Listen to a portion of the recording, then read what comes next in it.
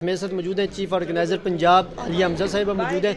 आइए इनसे जानते हैं कि पाकिस्तान तहरीक इंसाफ की पंजाब में क्या एक्टिविटीज़ हैं और क्या होने जा रहा है। और आज 9 मई के हवाले से मैडम केस की समाअत भी थी, तो उस केस की समाअत के लिए भी नोटिस वगैरह जारी हुए, 2 हफ्तों के लिए केस मुलतवी हुए, क्या कहेंगे आज के हवाले से? बिस्मिल्लाहिर्रहमानिर्रहीम या का नाबुदु व या का नस्ताइन। मैंने आपको अगेन बताया मेरे लिए ये क्या पीटीआई के सारे लोगों के लिए अब ये न्यू नॉर्मल है कि हमारी सुबह हमने किसी ना किसी शहर की किसी ना किसी अदालत में पेश होना है। चले इनको लगा कि ये सुप्रीम कोर्ट रह गई थी, उधर भी ले आए तो हम उधर भी आ गए। कैंसिलेशन के लिए इन्होंने लगाया हुआ था। अब जाहिर है जो भी आएगा हम तो आपके सामने हम तो पेश होंगे। अपोजिशन ने लेजेंड होटल में जो है वो तकरीब मुनक्कद की, लेकिन उसको दूसरे दिन होने नहीं दिया गया। फीस वगैरह भी सारा कुछ भी दिया होता, लॉबी में करना पड़ी, क्या कहेंगे इस हवाले से? देखिए यही तो फस्तायत है। मैं बार बार ये कहूँगी कि ये फस्तायत की ना हर हद को अबूर कर चुके हैं, और उसके बावजूद भी आप ये देखें कि अवाम निकल रही है, कन्वेंशंस हो रहे हैं, डोर टू डोर कैंपेन्स हो रही हैं। कल माशाल्लाह जो एजेंडा आया उस कॉन्फ्रेंस का, देखिए अगर कोई मुल्क के लिए सोच रहा है, अगर कोई जमहूरियत के लिए सोच रहा है, अगर कोई रूल ऑफ लॉ के लिए सोच रहा है, तो मेरा ये ख्याल है कि उसको हर तरह की आज़ादी होनी चाहिए। जैसे जब हमारी गवर्नमेंट थी तो आपको पता है कि मौलाना साहब ने धरना किया था, और उस धरने के शुरका को हम लोगों ने बाद में घर भिजवाना, उनके खाने का इंतज़ाम करना, बारिश से सिक्योर करना, सारे इंतज़ामात वज़ीर आज़म इमरान खान साहब ने किए थे। महंगाई मार्च निकाला गया, हमने तो किसी को नहीं रोका। यहाँ तक सारा ऑपोजिशन अलायंस आया, हमने तो किसी को नहीं रोका। ना इनके धरनों को, ना इनके जलसों को, ना इनकी जलसियों को, ना इनके लॉन्ग मार्च को, ना महंगाई मार्च को।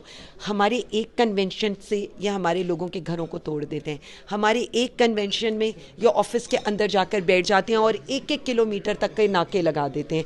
ये जो कल होटल के अंदर हुआ है, आपने देखा है कि वहाँ इन्होंने पूरा ऑडिटोरियम बंद कर दिया, फिर भी चीज़ें हो रही हैं। तो इसका मतलब है कि पाकिस्तानी अवाम अब ये फैसला कर चुकी है कि ये जो मर्जी फस्तायत करेंगे, उन्होंने डट के इनका मुकाबला कर। मैडम ये बता दें कि ईद के बाद इमरान साहब ने कहा हुआ है कि तमाम अपोजिशन जमातों को साथ लेकर एक तरीक चलाई जाएगी, तो उस तरीक में पंजाब की क्या एक्टिविटीज़ है, पंजाब क्या करने जा रहा है? देखिए मैं सिर्फ इतना समझती हूँ कि अपोजिशन अलायंस का एक जगह इकट्ठा होना और मुल्क के लिए तहरीक का ऐलान करना, सबसे तो ये बड़ी बात है। और इतनी पार्टियों का इकट्ठा होना, इस हुकूमत के ख़िलाफ़ एक चार्जशीट तो थी, इलेजिटिमेट हुकूमत तो ये पहले दिन से थी, लेकिन इसके बाद अब पूरा अपोजिशन एक तरफ आकर और जो भी वो तहरीक का ऐलान करेंगे, एज ए पीटीआई पंजाब हम ना सिर्फ खान साहब की कॉल के ऊपर इस एहतजाजी तहरीक में भरपूर हिस्सा लेंगे, बल्कि इंशाल्लाह पंजाब तो इसका सरवल दस्ता होगा, क्योंकि आपको पता है जब पंजाब निकलता है तो पाकिस्तान निकलता है। मैडम ये बताएं कि कल वज़रा ने मशीर बने हैं, प्रिंस खटक जो कि सबका वज़ीर आला थे KPK के, इमरान साहब ने उनको वज़ीर आला बनाया था, वो शहबाज हुकूमत के जो है वो अब मशीर बन चुके हैं, इस वजह से क्या कहेंगे? देखें जो खान साहब के अगेंस्ट वादा माफ गवाह बनेंगे उनको नवाजना तो है। मैं कहती हूँ ना, खान साहब की वजह से बड़ी दुनिया की रोज़ी रोटी लगी हुई है। कईयों को MNA की सीट्स मिल गई, कईयों को मिनिस्ट्रीज़ मिल गई, कई जज से ऊपर की कोर्ट्स के अंदर सीनियर जजेस में बन गए। तो ये दुआएं दे खान साहब को।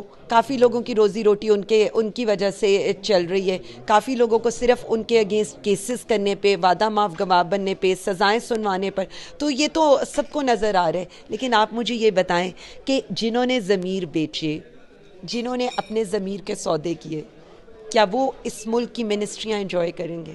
तो ये तो इस मुल्क के लिए पाकिस्तानी अवाम को आप इसका मतलब है कि कीड़े मकोड़े समझ रहे हैं।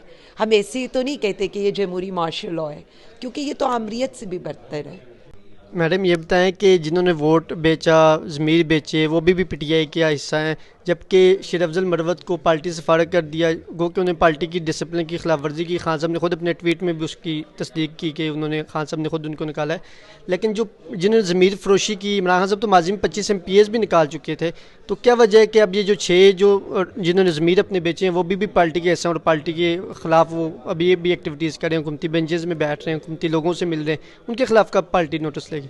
देखें, ये वज़ीर आज़म इमरान खान और टॉप लीडरशिप का फ़ैसला, और मेरा ये ख्याल है कि इस पर भी जल्द फ़ैसला हो जाना चाहिए, क्योंकि हमारी जो पार्टी है वो कुछ बुनियादी असूलों पर खड़ी है और इसका एक डिसिप्लिनरी पार्टी है, डिसिप्लिनरी एक्शंस होते हैं। और जिन लोगों ने इस 26वें आईनी तरमीम को किसी तरह से भी सपोर्ट किया है और अब उसके बाद जिस तरह की फस्तायत का इस पूरी PTI को, और सबसे ज़्यादा वज़ीर आज़म इमरान खान साहब इसका शिकार हैं, तो मेरा नहीं ख्याल कि उनकी पार्टी में कोई जगह होगी या होनी चाहिए।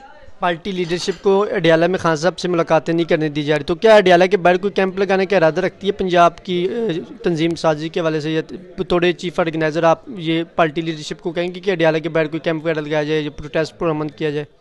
मैं ये बहुत 4-5 दिन पहले से इस पर मैं अपने as a PTI chief organiser अपनी तजावीज़ दे चुकी हूँ और वो बिल्कुल क्लियर तजावीज़ हैं। उसमें हम ये चाहते हैं कि हमारे MNAs, MPs, senators, ticket holders ये एहतजाजी धरने को, ये जो पीसफुल सिट इन होगा उसको लीड करें। PTI पंजाब पूरी तरह से उसको फैसिलिटेट करेगी और पूरी तरह से उसमें पार्टिसिपेट करेगी।